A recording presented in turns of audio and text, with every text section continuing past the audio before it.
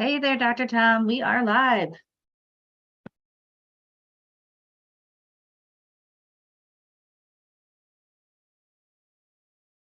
And oh, just so you know, you're on mute. Fabulous new shirt.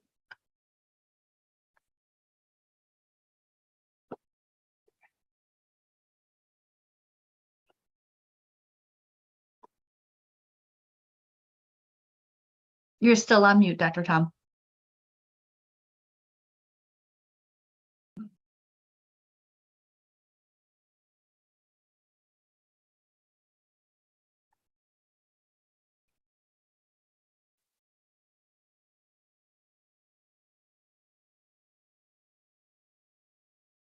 Hey, Doc, you're on mute. That's what you said to me. I kept saying, Ann, did you say something? It's 4 o'clock Pacific, 5 o'clock here in Costa Rica, 7 o'clock on the East Coast, midnight in Dublin, 1 a.m. in London, Milan, Poland, and most of Europe, 4:30 a.m. Wednesday morning in India, 8:30 and 9:30 a.m. in Australia, Wednesday morning, 11 a.m. in New Zealand, and it's Facebook Live. Hello, everyone. Nice to see you, or nice to be with you. I can't see you. I wish I could. Wish there was a way of doing that. So send me a hello and tell me where you're calling in from or coming in from. It's always nice to see. And in a minute or two, we'll have Gio here to say hello. Yes, honey? After, yeah, Marcy's, maybe if you're good, maybe. If he wants to. If he wants to, okay. Very nice to be with you, and you can start putting your questions in. And oh, Marcy just got me up on Facebook, so it's nice to see that. And we've got Magda is here from where? AN, and it got cut off. AN, I don't know where AN is, but Jessica's in Toronto. Quincy's here. Oh, the Benson family's here. Hi, guys. Nice to see that you're here. Always great. Gala's here, and with a question, what are the labs available in Italy for someone that has dementia, a 54-year-old man? Let's go right to it. The lab that would be difficult but not impossible to get, some organizational things you'll have to work with, is called the Neural Zoomer Plus. It is the most comprehensive test identifying inflammation in the brain. And they will ship internationally now, the laboratory will, and we'll put the link in here to the laboratory for you, and you can reach out to them directly. The test is the Neural Zoomer Plus. But save your money if you think you're going to find a answer what to take to deal with dementia. You have to understand that dementia is the end stages of 25 to 30 years of inflammation in your brain. And it was an advisory council to the National Institute of Health in 2019. The government brought in many Alzheimer's experts, the best of the best, put them in a room in July of 2019. What are we going to do about Alzheimer's? And one of the things they came up with was a graph that showed us the stages in the development of Alzheimer's. And there is a preclinical stage, which means before any problems whatsoever are noticeable, that goes for 25 years.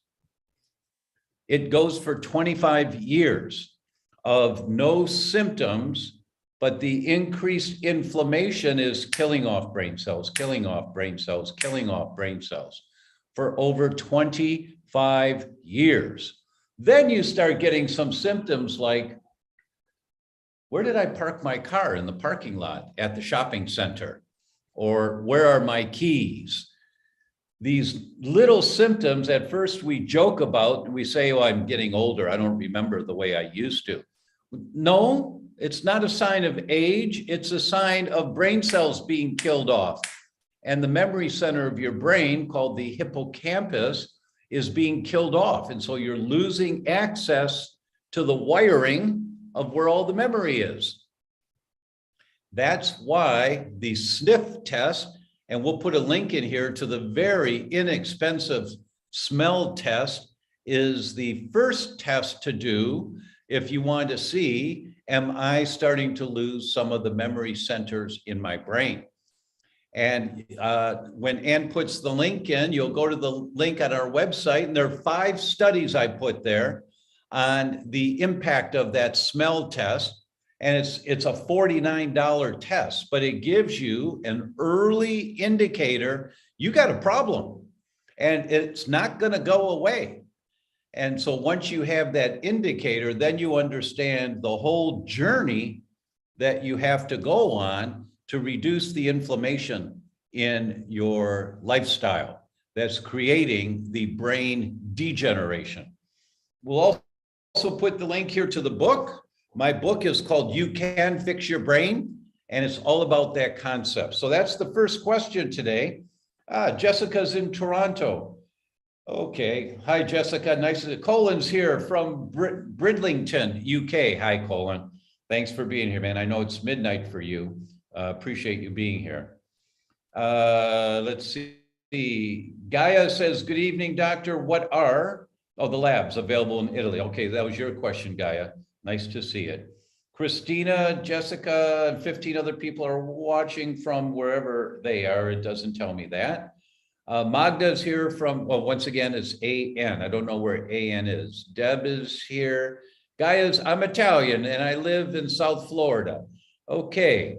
Well, I'm Italian and I live in Costa Rica. Colin says it's midnight in the UK and Dublin. Oh, thank you. I'm going to check that right now on my phone to tell me if my phone is wrong or if it's a time change that occurred. You're right. You're absolutely right. So there must have been a time change. Thanks, Colin, for that. I will adjust my weekly thing to check and see. Elizabeth's here from Alberta. Amal's here and asks, how do you explain to people why insurance covered ELISA tests will not pick up gluten sensitivity? Oh, that's a really good question. There's politics involved in what laboratories a hospital will have access to. And the technology is just old. And insurance companies are not out there to protect your health. Insurance companies are out there to make a profit. And there are so many horror stories of people who's got sick and their insurance company wouldn't cover them because of some technical issue or even no issue, but they're just dragging their feet and dragging their feet. The tests that are most comprehensive are it's called the Wheat Zoomer, and it's new technology. It came out in 2015. The lab opened in 2015, and I don't know how long it'll take before it'll be covered, but health savings accounts towards the end of the year, when you've got these funds set aside for health care, you can use health savings accounts to order those tests. So Ann's going to put the link here for the Wheat Zoomer and the Neural Zoomer Plus, so you guys have those tests available. Tonight, I'm going to be talking more about the impact of wheat on the brain and why it's so very, very common. Christina says, greetings from Cartago, Costa Rica. A very hot afternoon here. Yes, I share that with you. It's hot over here in Playa Naranjo also. Jill's here in Tustin, California. Kim's in Cleveland. Jan's here from Australia. Good morning, Jan. Thank you so much. Ruthie's here and watching, and the list goes on. Thank you, guys. I'll keep looking at this. Is there treatment for post-concussion injury? Yes. The first thing you have to do with a post-concussion injury is make sure that the inflammation is reduced. So when you've had a concussion, it can cause a leaky brain. There are many things that cause leaky brain, leaky gut, leaky brain. And it's the long-term leaky brain that fuels the inflammation in the brain that then fuels the killing off brain cells that occurs for years and years and years. So the classic example of post-concussion syndrome is CTE, chronic traumatic encephalopathy. That's what football players get. 99% of NFL players in one study had evidence of CTE. It was something in the 40% of college football players had CTE, and somewhere in the 20%, I don't remember the number, of high school football players. Now they're in their 50s and 60s, but they've got CTE because they had so many traumatic injuries to their skull that the inflammation developed, and it has a self-perpetuating life of its own once it gets started, especially if you don't know how to live more of a low inflammatory lifestyle, which is what my book's all about. You can fix your brain. We don't have time to go into all of those aspects of living a lower inflammatory lifestyle, but that's how you deal with it, is by reducing the inflammation, and it gives it, and then there's nutrients to help it heal. For example, and I've talked about this one many times before, fog cutter. Fog cutter is tremendous for post-traumatic concussion injuries. It's going to help calm down the inflammation, stimulate more brain function, more normal brain function, turning on the genes of anti-inflammation and helping to heal the leaky brain. It's excellent for that. So it's nice to be looking at messages again on my phone. Marzi helped me get here today. Let's see, Tim Maynard. Tim Maynard is watching. Hey, Tim. Tim's my cousin who I haven't seen, unfortunately. I've not been around Detroit, although I was there a couple of weeks ago and I saw Dennis and Karen, you know, we were together. But hi, Tim. Warm place in my heart for the Maynard family, my family. Nice to see you here, Tim. Nice to see you. Thank you so much. So Ann's going to post a link to the questions so I can see them. And while I'm looking for them, let me just start with, some of you may have gotten the announcement. If we have your cell phone number, we send texts out as to what I'm going to talk about. And the text I sent today, there's the link to the questions. The text I sent today was critically important. And that is, if you go to a doctor and you have some type of brain or nervous system problem, and they make a recommendation to you, something to take, it doesn't matter if it's your child with seizures, or you've got depression, or your wife's been diagnosed with schizophrenia, or there's early signs of Parkinson, it doesn't matter. That they recommend something to you and it doesn't work. You go back a couple of months later and you say it didn't work, and they give you something else, it doesn't work.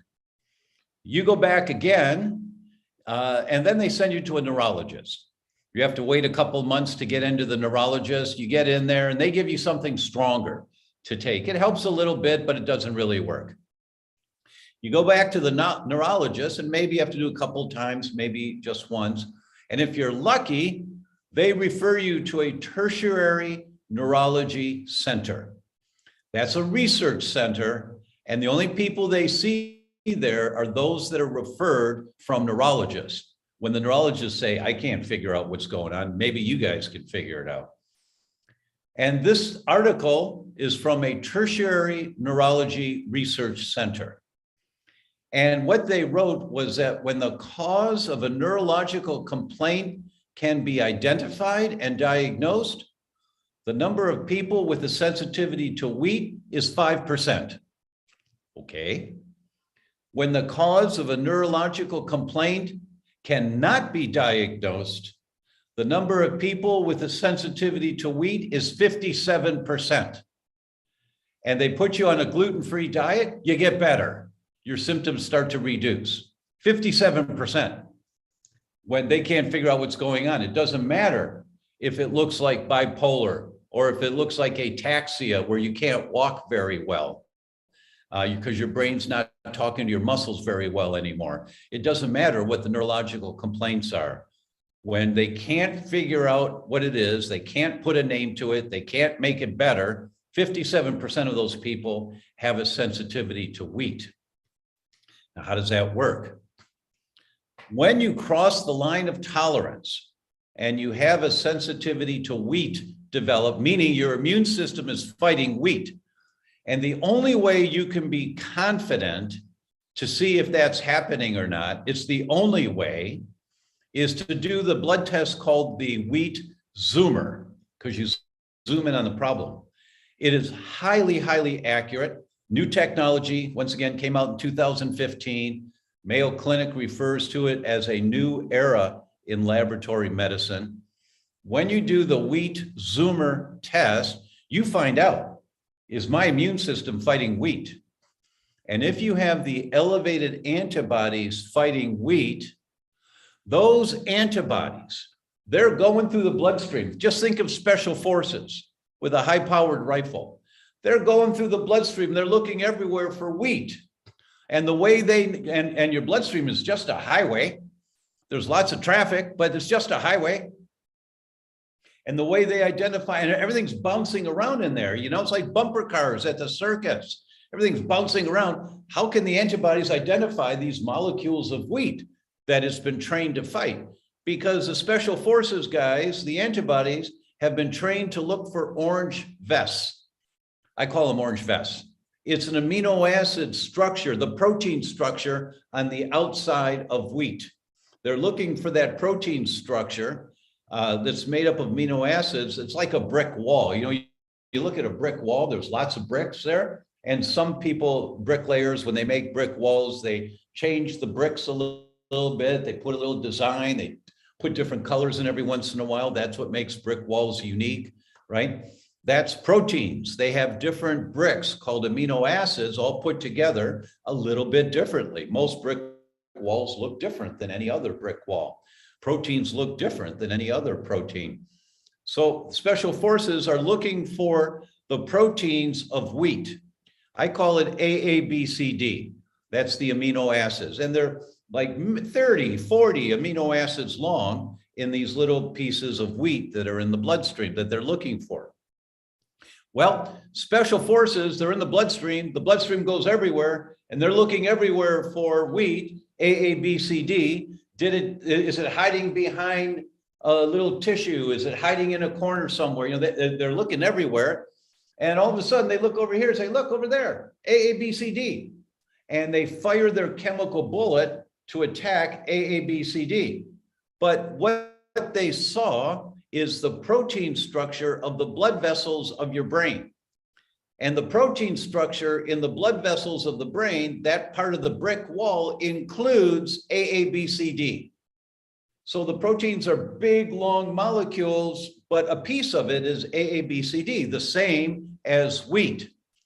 That is called molecular mimicry, that the structure of the food, in this example, that your immune system is fighting, wheat, looks very, very similar, orange vests, to the protein structure of the blood vessels of your brain.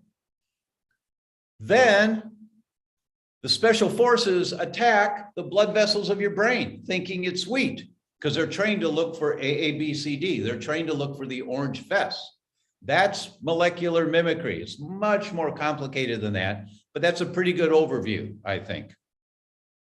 Now, special forces fire their high-powered rifles at the blood vessel of the brain, and they create this explosion on the blood vessel of the brain, which gives you leaky brain.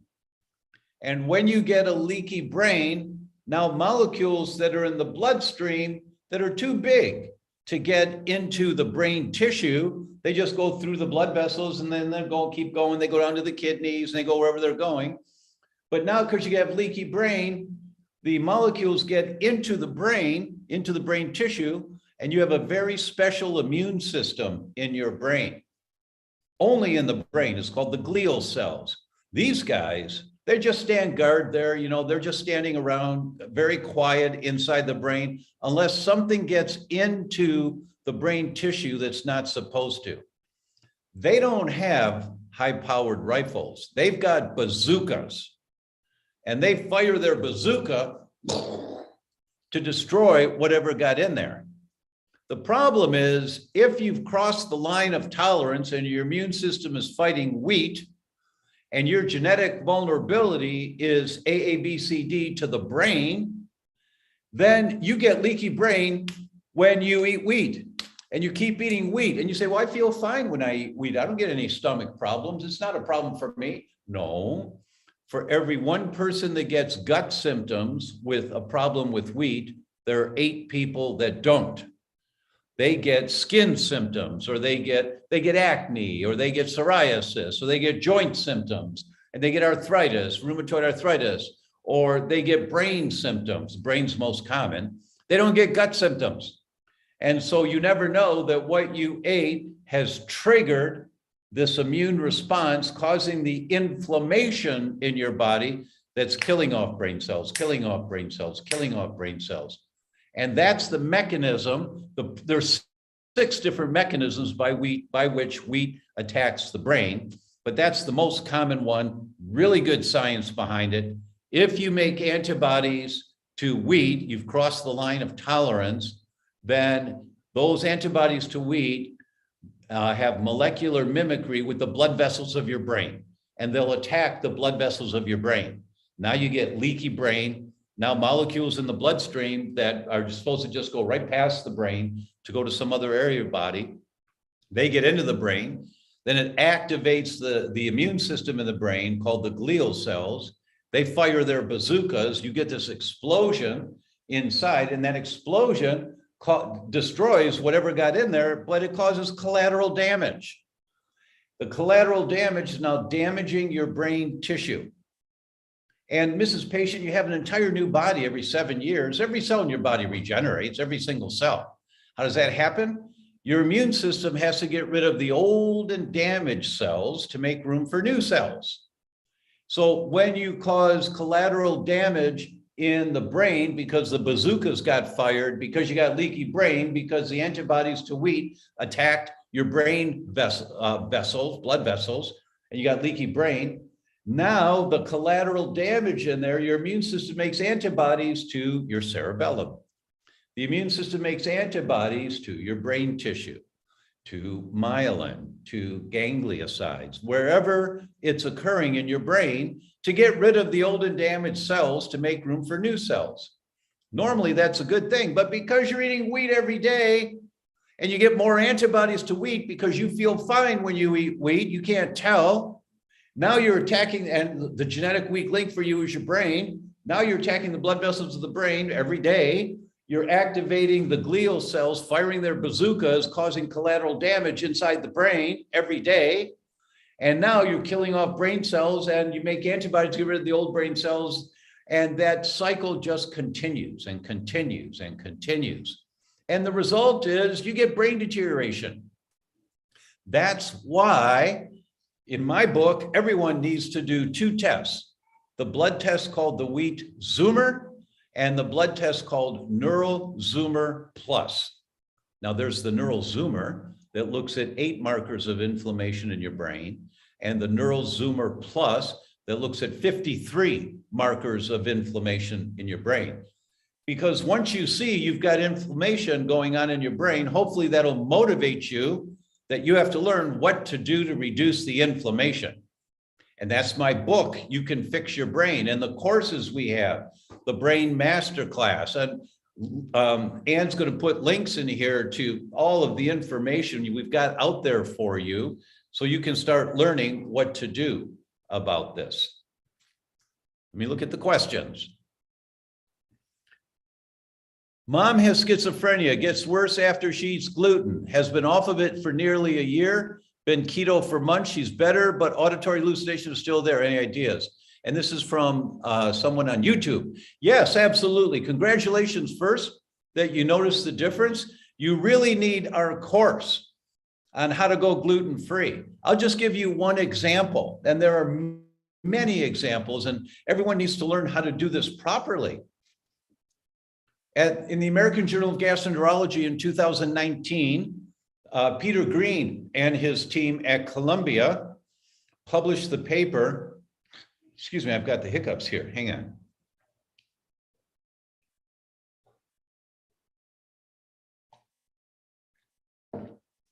Peter Green and his team at Columbia published the paper. They took 804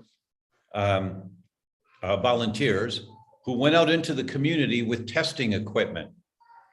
And they went into gluten-free restaurants to order off of gluten-free menus.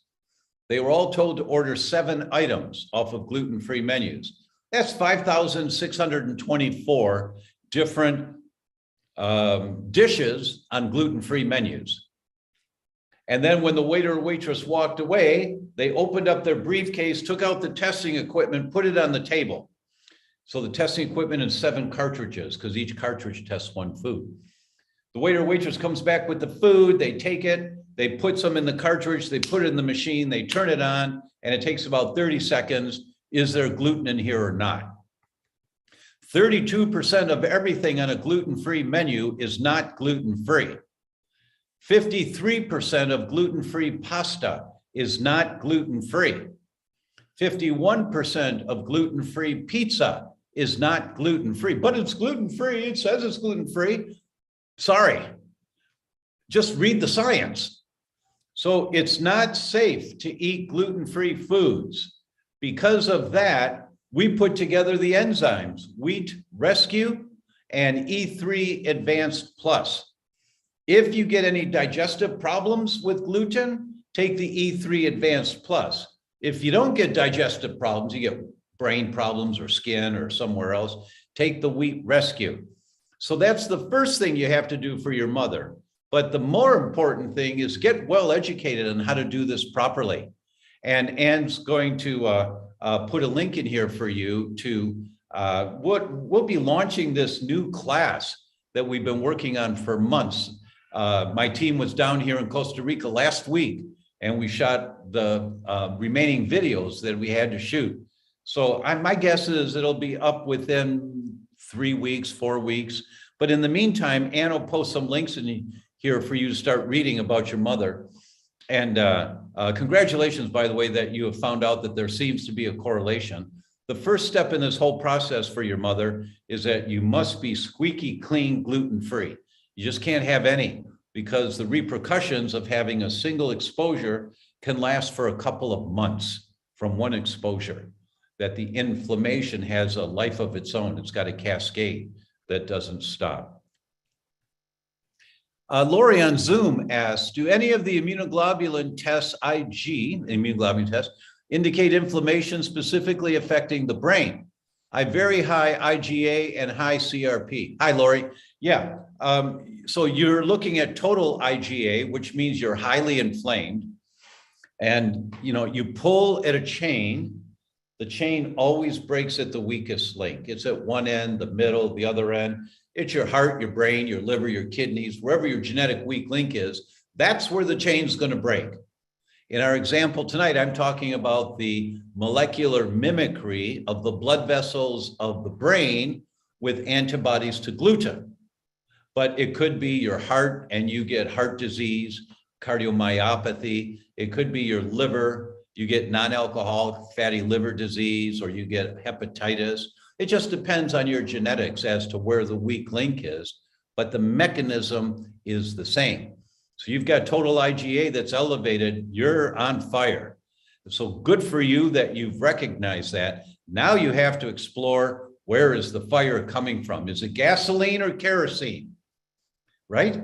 Is it lamp oil or a candle? I don't know any other examples right now, but that's what you have to look for. That's what my books are about.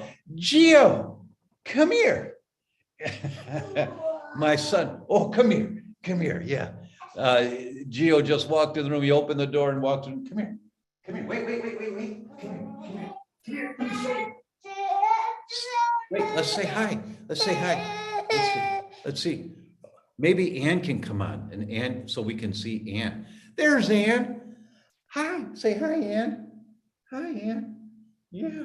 Hi, Gio. Hi. Whoa. Okay. Tim, this is my son, Gio. My cousin Tim's on here. Oh, look, Gio, look. Marzi's holding the phone up so that Gio can see. He and I on the phone. Yes. Okay. Okay. Yeah, I'll finish and then we'll do scorpion check. Okay. Where was I? Oh, total IgA. Yeah, you're on fire. You have to figure out where the fire is coming from, and you can't do it on your own. You need some help for that. And CRP is a good general test of inflammation. The test is 15 to 20 years old. It doesn't tell anything else other than you're on fire. It's associated with heart disease and brain disease and many other different diseases, but it validates that you're on fire. So there's something in your lifestyle. The most common source of the triggers causing the inflammation is what's on the end of your fork. That's why we're talking about gluten tonight, but it easily could be your house. I mean, there could be mold in the house. You could have mercury poisoning if you've been eating tuna fish 2-3 times a week for years. You got mercury poisoning because all the tuna's got mercury in it, almost all the tuna, not quite. There's one that doesn't, called Ventresca, but that's kind of rare to get. There's only one company that has that. But Anne put the link in here for you for Ventresca because I've mentioned it. But you need to explore where is this coming from. So the test to measure inflammation in the brain is called the Neural Zoomer Plus. That's the test that you want to do, is the Neural Zoomer Plus. Can you speak about brain inflammation from Epstein-Barr and/or COVID, and if it's possible to eliminate when the virus gets in the brain? Yes, of course. Your immune system currently is not able to deal with the virus that is multiplying, and it got so high that you're making lots of antibodies because the immune system couldn't get rid of this thing. So you have to look at, first thing, when you have viral infections, is how can I take a load off of my immune system so it has more reserve energy to deal with this virus? That's the first thing you have to do. And then you find out, are you sensitive to lectins? Many people have read the book, The Plant Paradox. It's a really good book. Talks about lectins and how lectins are a problem. The author says nobody should eat lectins. I totally disagree with that. But no one should eat lectins if their immune system is fighting lectins. So it's very common that they are. So how do you know? You do the lectin zoomer test to find out. But you look for the foods that are most common in your diet, and that's the zoomers you do, the wheat zoomer, the dairy zoomer, the egg zoomer, the lectin zoomer. And they've got bundles of these tests, and we'll post some links in here for you. And you figure out what are the sources that I'm currently fueling inflammation in my body so that my immune system is so busy fighting what I'm taking in every day, it can't fight the virus that's already inside my body. And you reduce the load of demand on your immune system, and then you start to build up the immune system. There's a few things that do that really well. Our colostrum is great. It's actually the treatment of choice. In 3 countries of Africa, when somebody's diagnosed with HIV, the first thing the government gives them is colostrum because it strengthens the immune system to fight the virus that causes HIV.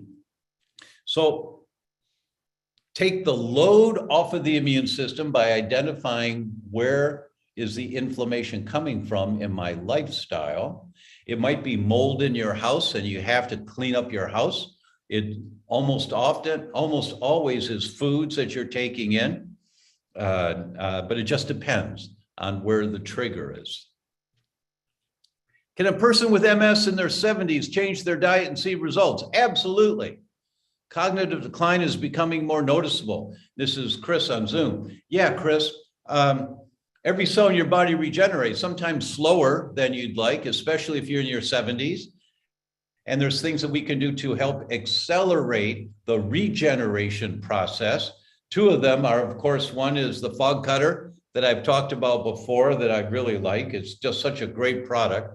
It's both a nootropic, which helps your brain function better, and a neurotropic, which helps your brain make new nerve cells.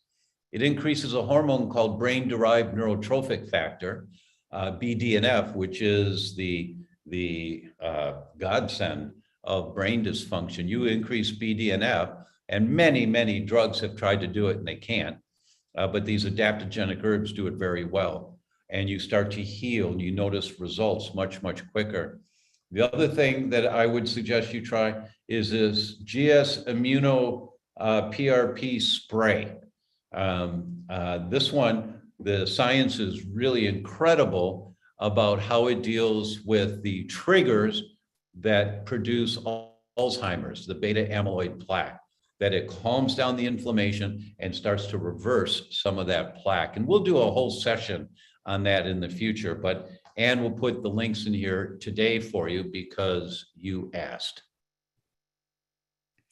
Is it best to avoid eating fish because the water they live in is so polluted nowadays? Really good question. And the answer is becoming more and more yes.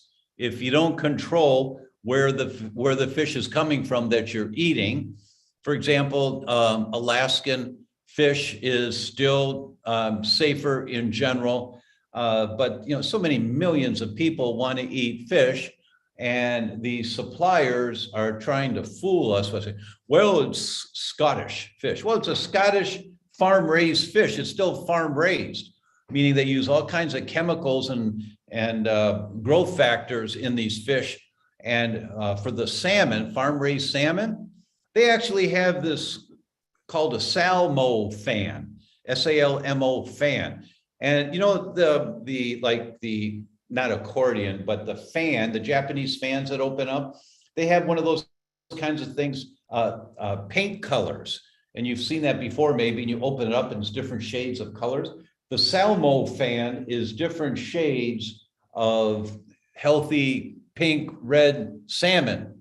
And so you compare the fish that they harvest, which is white and peaked looking, and they find out where it is on the fan, then that tells them how much dye to inject in that fish.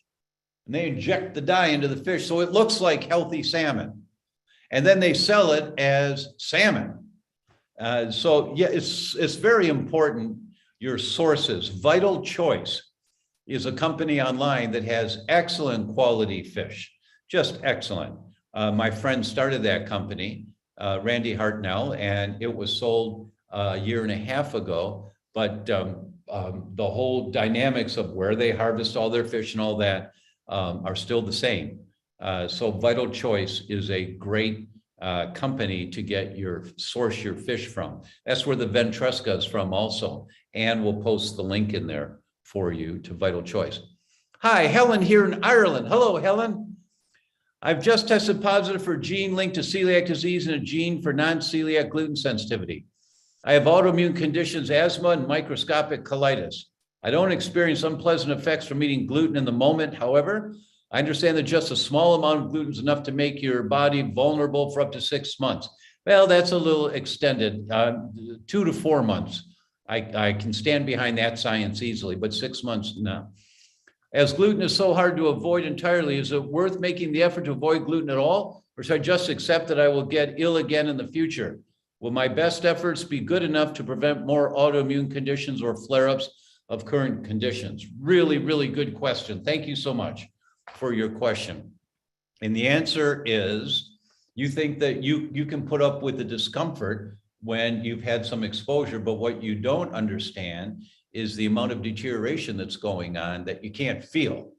You only feel when your body can't compensate anymore. But in the meantime, the brain deterioration's going on, the aging process is accelerating rapidly, killing off more tissue, killing off more tissue, killing off more tissue. So you really want to get this under control.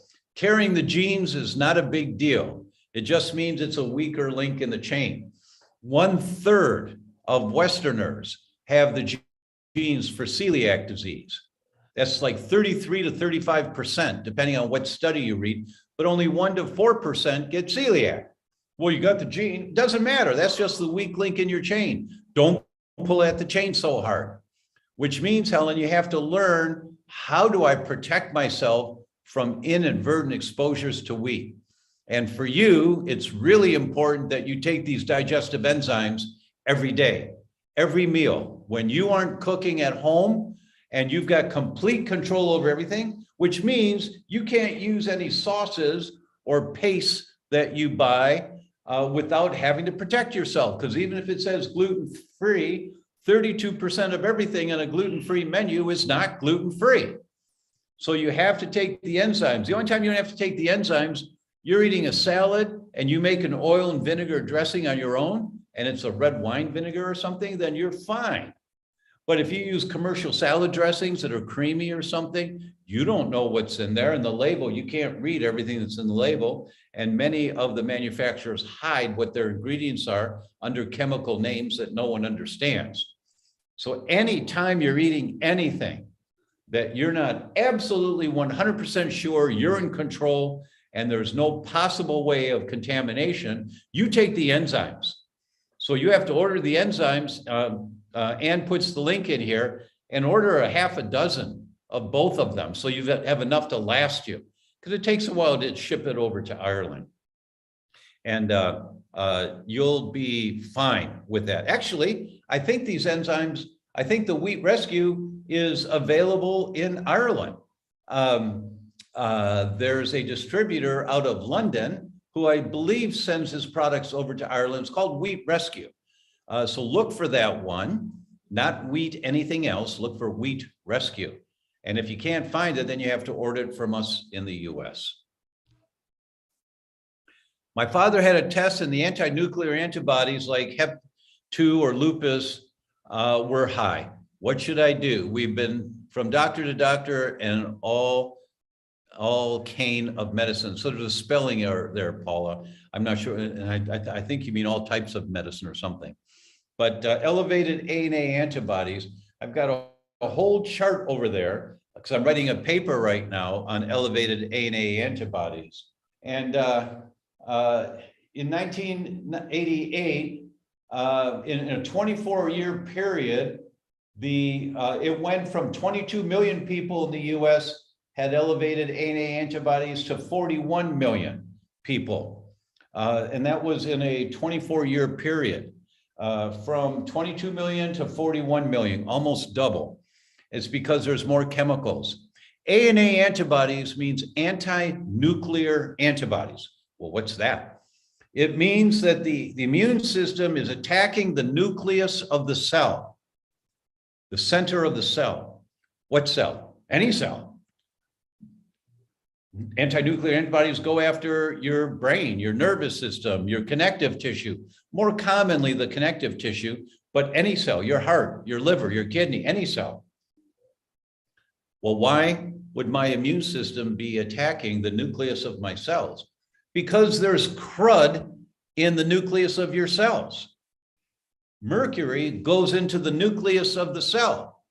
And your immune system says, what's that inside that cell? That's not normal. I better fight that, whatever it is. And you attack the nucleus of the cell.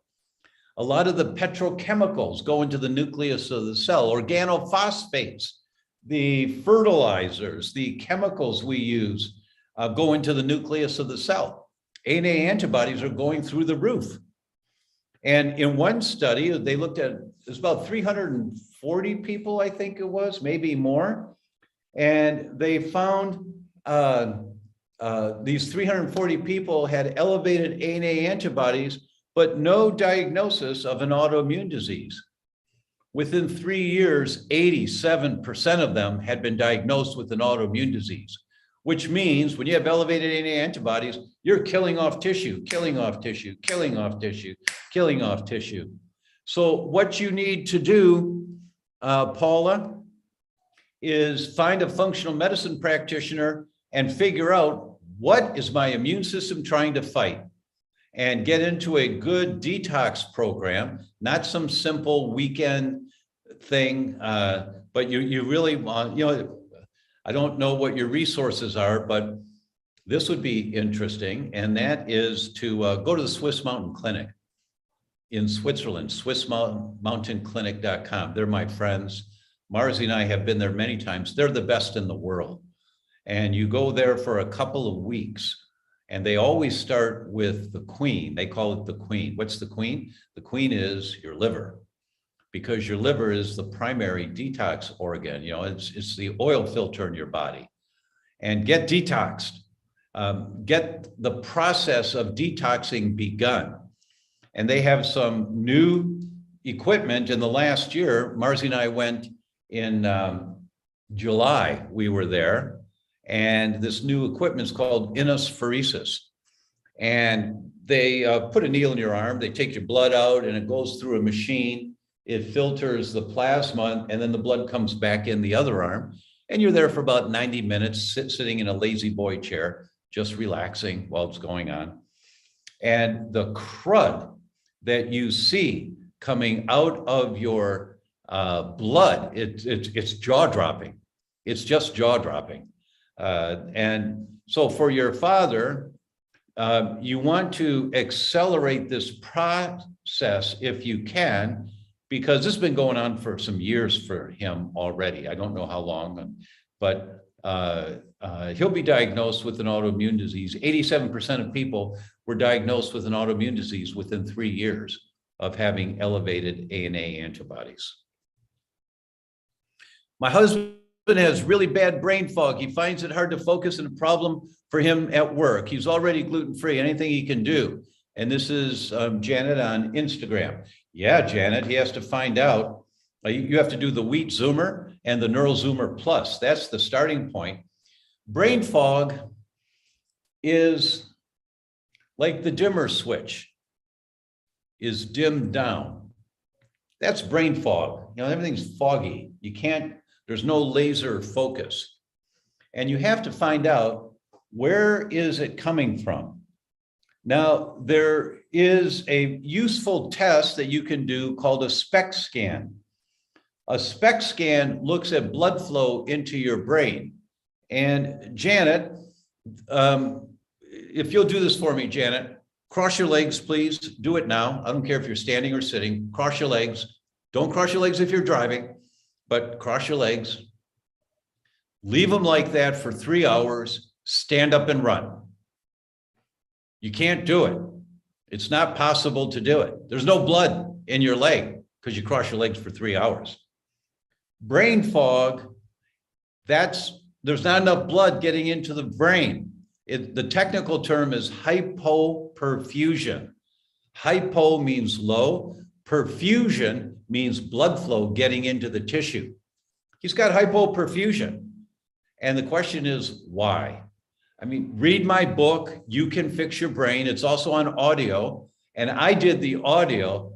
Tim, if you want to have a good laugh, just listen to me read the book and you'll hear my voice for 3 or 4 hours or more. But it's good. I did really good. I knew I nailed it. And it was the hardest thing I'd ever done in my life. Literally the hardest thing, because it was 8 hours a day for 4 days doing this. And you can't think about lunch. You know, every sentence, I'm having to focus on every sentence.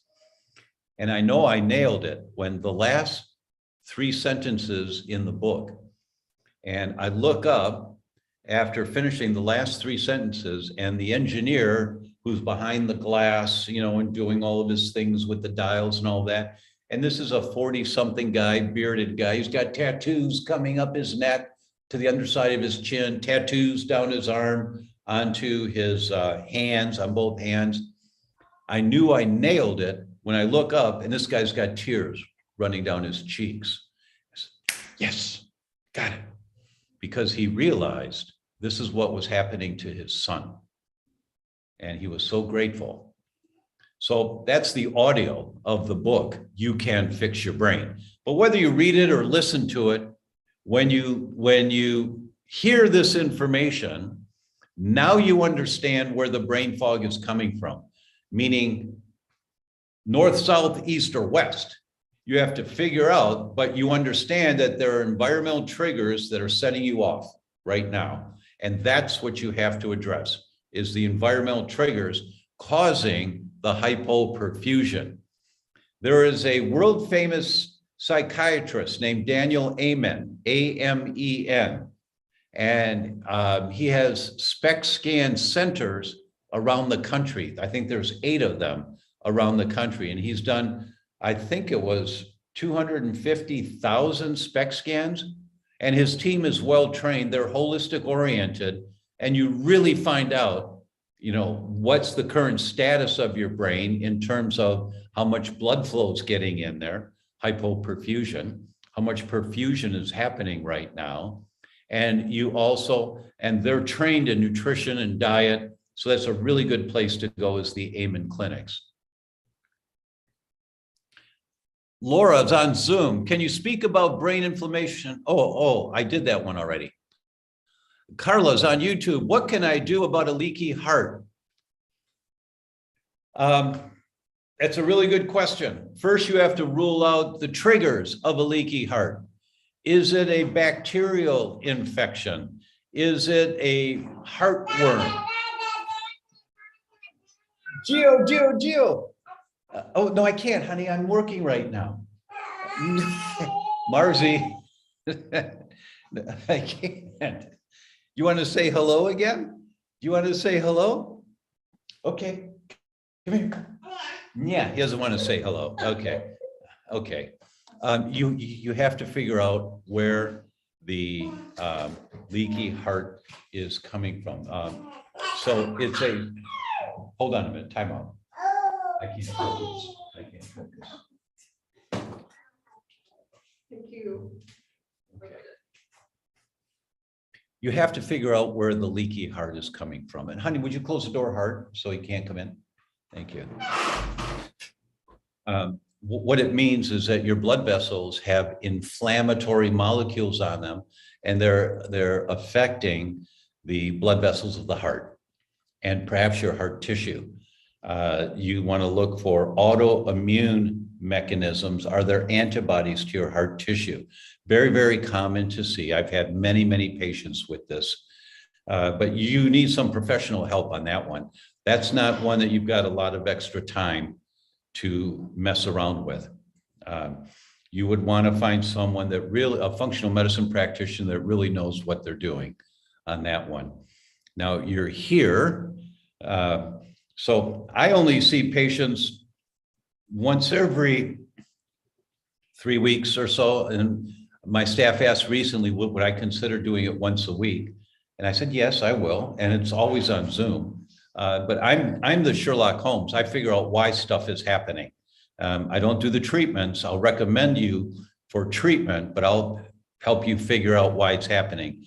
And when you talk about a leaky heart, that one got to me for some reason. So if you want, just reach out to Ann, and you can explore that with me, but you need a functional medicine practitioner that can help you identify where is the inflammation coming from.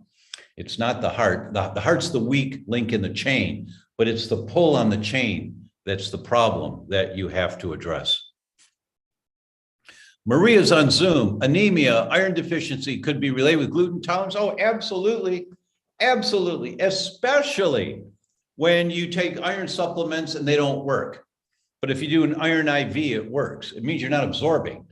And it's very, very common. I don't remember the exact numbers now. I think it's somewhere about 28%, maybe 32%, somewhere in that area of chronic recurrent anemias are wheat related. Not every one of them, but many, many are. And so you need to do the wheat Zoomer. That's the test that will tell you if you have a problem with wheat. That is it's the most comprehensive test and most accurate test in the world. Look, I travel all over the world. I was lecturing in Dublin a few months ago, in London and Milan and Poland and Switzerland, went to Swiss Mountain Clinic. And I always look at the labs that are there at the breaks and look at what their tests are, what the offerings are. There's no test in the world like the Zoomers. They are just the very best. I wish I had stock in the company. I don't. I get nothing from this except to tell you they're the very best tests in the world. Janet on Facebook. I've been gluten-free for 10 years and mostly dairy-free as well. I recently found I have a slightly fatty liver discovered after an abdominal scan to diagnose pain under my ribs. Any food connections? Absolutely. If you want to know if what you're doing has been working, do the wheat Zoomer and the dairy Zoomer, and you'll find out. If you have elevated antibodies to either one of those, what you're doing hasn't been good enough. I don't know why, you know, probably there's other triggers also, but the fatty liver is usually a result of environmental triggers setting off that inflammatory cascade, almost always for non-alcoholic fatty liver disease. It's environmental triggers that have set it off. You have to find out what are the environmental triggers and get them out of there. I've developed brain cancer and some of the tumor was removed. Perhaps it was caused by gluten, but possibly other chemicals as well. I still have problems with my limbs not working correctly. I use a wheelchair and a walker, but I've stopped eating gluten. Any other advice? Okay, Mary. The first thing is you want to confirm what foods are safe for you and what foods are not. Because, you know, it could be eggs, it could be soy. I mean, it could be good foods. So there's a panel of Zoomers, not just the wheat Zoomer, the dairy Zoomer, and the lectin Zoomer. Ann will put the link in here, and the lab has different packages. You can get like 8 Zoomers, different Zoomers. It's 1 or 2 blood draws, but you can get a number of different tests done with those blood draws, and they give discounts for that. So you can explore all of that in our website and see of the foods you eat. I'd test them all. I would test them all. And then I would look to see other markers of inflammation. I'd also do the NeuroZoomer Plus to see about inflammation in your brain that has set off some of the cancer that you developed. Christina asks, any advice to those ones, like in my case, it may be gluten sensible? I think you mean gluten sensitive, but doesn't have the money to make an appointment with a holistic doctor, be on a gluten-free diet, etc. What can we do on a low budget? Thanks. The course, Christina, that we're about to launch in the next few weeks is many of my friends in the health industry are waiting for us to announce this course because they've got lots of patients that really want to get it right and they don't know how to do it right. So this will be a saving grace for you. And read my books. Read the 2 books, The Autoimmune Fix and You Can Fix Your Brain, because you learn so much. If you're learning some things tonight, you know, this is how I write. It's the same, but in the book, it's more organized, you know, and there's like 30 or 36 different tips on things to do in the house to protect you more. They're all in the book, and there's recipes in the book. So you can learn a lot from reading the books. Lorna says, do you deliver to Tenerife, Canary Islands? Oh, hi. Thank you for joining. I don't know. You'll have to ask Ann on that one. So she'll post an answer here for you on that. I don't know. Lilu asks, Wheat Rescue, do I take it before eating at a restaurant to avoid risk of neurological inflammation, or just after when I have symptoms or I think I may be something I ate was contaminated? Really good question. You take the Wheat Rescue before you start eating. So it's sitting in the bottom of your stomach and nothing gets into the first part of the intestine that shouldn't. And you take it anytime you're eating something that you don't have complete control over, just to protect yourself. Carla's on YouTube. What can I take to make my cells regenerate faster? Well, that's a really good question, Carla. There's a few things. And the entire world of adaptogenic herbs is the answer for you. Adaptogens, they help your body adapt. So if you're too low, they bring you up. If you're too high, they bring you down. They help you adapt. That's what adaptogens are, the very best ones in the world. And I am the medical director of Sunhorse Energy. And Ann will put the links in here for women. The product is called Thrivogen because we want you to thrive. And I did studies with perimenopausal women, completely changed what they were suffering with again and again and again. And for men, the product is called Mojo 8.5. And these adaptogens just help you find, this is my Mojo, this is my daily dose, you know, I just put it in some water and I sip on it all day long. Adaptogens help you regenerate faster. They help you rebuild tissue. If it's too low, they bring you up. You build more tissue. If you're too high, it calms you down. So Ann will put the links in here for Thrivogen and Mojo. I've changed my personal care and home cleaning products to gluten-free. Good. However, I'm concerned about coming in contact with gluten-containing products outside my home. Should I be concerned? And if so, how could I combat this? Helen, that's a really good question. The only, don't get too fanatical about this. The only thing, and that's coming from me, the only thing that I'd be careful of is I don't want to be around a bakery, you know, when there's flour in the air. Because if you inhale it, it will activate an inflammatory response. But aside from that, you know, you don't have to worry about if there's bread basket on the table and somebody else is eating bread. Don't kiss that person afterwards, you know, but you don't have to worry about exposure in the air from things like that. Loose flour, when they're baking, that could be a problem. There's really good science behind that. It's called baker's asthma, is one reaction that people can get. So you really don't want to be around wheat flour in the air. Okay, so let me see here. And if we have anything else. And Christina says, thanks, Dr. Tom, for answering my question. God bless you. Thank you so much. I see Colin says, seems like the COVID vaccine affects the heart vessels. Yes, it does. I'm shocked at just how many cases there are, and they are on the increase since the vaccines. I've seen those studies, Colin. It is really shocking. And, you know, no matter how you feel about the vaccines, what your personal opinion is, it's difficult to take issue with the studies that are showing more people are dying now than ever before of reactions to shots. It's just never happened before in history, and it's happening now a lot more. And one of the pioneers in that world is Robert F. Kennedy Jr. And he's devoted his life to protecting children as he sees to talk about it.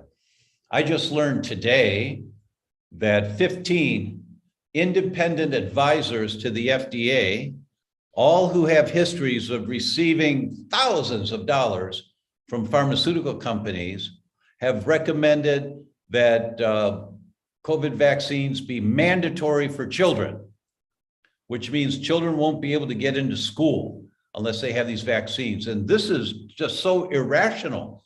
There is no basis. Kids don't die from the flu. It's extremely rare. And more children are having severe complications from the vaccine. And now they're trying to mandate the vaccine for every child on the planet. Who do you think profits from that? I mean, that is just ridiculous. And Robert F. Kennedy is fighting the good fight, in my opinion, protecting children the way that he sees, you know, to prevent things like this from happening. So if this riles you up, please go to their site. It's childrensdefense.com or something like that. I don't know what their site is. And if you're up for it, give them a donation to help fight this craziness that's happening now, just pure craziness, mandating vaccines for children from a virus that does not have bad effects on children. And the vaccines have severe effects on children. I'm just startled that people can be so stupid. And I can only imagine that those that are pushing this legislation and those that are financing this movement to make it mandatory, they're not getting their kids vaccinated.